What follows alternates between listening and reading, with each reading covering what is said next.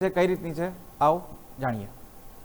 अनुसंधान पशुपालन खाता तरफथी जे सूचना मળી છે અને એ અનુને માનની કલેક્ટર સાહેબ અને માનની જિલ્લા વિકાસ અધિકારી સાહેબના માર્ગદર્શન નીચે જંગલ અને જંગલ વિસ્તારની આજુબાજુના નેસ વિસ્તાર અને એની આજુબાજુના ગ્રામ્ય વિસ્તારમાં કે જ્યાં પાલતુ પશુઓ એટલે કે ડોમેસ્ટિક પશુઓનો વસવાટ છે એ પશુઓમાં પણ આ રોગ ફેલાય નહીં અથવા તો આ રોગ પશુઓમાંથી જંગલી વિસ્તારના પશુમાં ન ફેલાય એના માટે જે જવાબદાર વેક્ટર જે છે કે ટિક્સ ઈતળી એના કંટ્રોલ માટેની કામગીરી સઘન રીતે હાથ ધરવામાં આવી છે।